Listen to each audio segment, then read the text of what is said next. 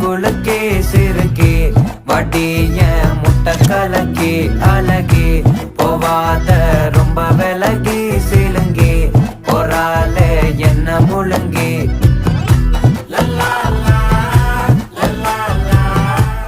இந்த ட்ரெஸ் நல்லா இருக்கா? இந்த ட்ரெஸ் எனக்கு மட்டும் இல்ல, எல்லாருக்குமே நல்லா இருக்கும். ஒல்லியா இருக்கவங்கல இருந்து நல்லா உடம்பா இருக்கிறவங்க வரைக்குமே இந்த மாதிரி காஸ்டியூம் ரெடி பண்ணி போட்டாங்கன்னா பாக்குறதுக்கே சூப்பரா இருக்கும். இப்ப நான் போட்டிருக்க ட்ரெஸ் வந்து ஹை அண்ட் லோ மேக்ஸி, அதுவும் டபுள் லேயர்ல. அது என்ன ஹை அண்ட் லோ மேக்ஸி அப்படின்னா, நம்ம ஃபர்ஸ்ட் கொடுத்த லேயர் வந்து நம்மளுக்கான லேயர், நம்மளுடைய லென்த்துக்கு கொடுத்துருப்போம். அதுக்கு மேல கொடுத்த லேயர் வந்து கொஞ்சம் ஹையா கொடுத்துருப்போம். இந்த மாதிரி பிளீட்டட் வச்சு தைச்சோம்னா வயிறு இருக்கவங்களுக்கு வயிறு வெளியே தெரியும் அப்படின்னு சொல்லி இந்த மாதிரி பிளீட்டட் தைக்க மாட்டாங்க. ஆனா இந்த டபுள் லேயர்ல நீங்க பிளீட்டட் தைச்சீங்கன்னா உங்களுடைய வயிறு வந்து வெளியே தெரியவே தெரியாது. இன்னொரு முக்கியமான விஷயம் என்னன்னா, இது வந்து புடவையில தைச்சது. நிறைய பேர் வந்து மேக்ஸியை வந்து கன்வே பண்றாங்க அப்படின்னா அது சேரீல இருந்து தான் மட்டும் இருக்கும்.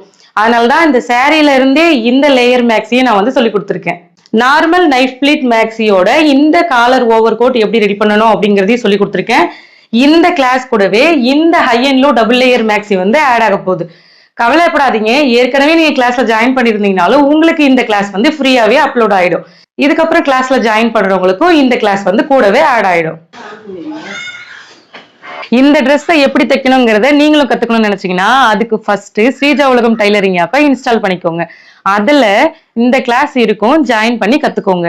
அதுவும் வெறும் 399 ரூபாயில தான் இந்த 3 காஸ்டியூமும் நான் எப்படி ரெடி பண்ணணும் அப்படிங்கிறத ரொம்ப ஈஸியா சொல்லி கொடுத்துருப்பேன். நீங்களும் ஜாயின் பண்ணி கத்துக்கோங்க.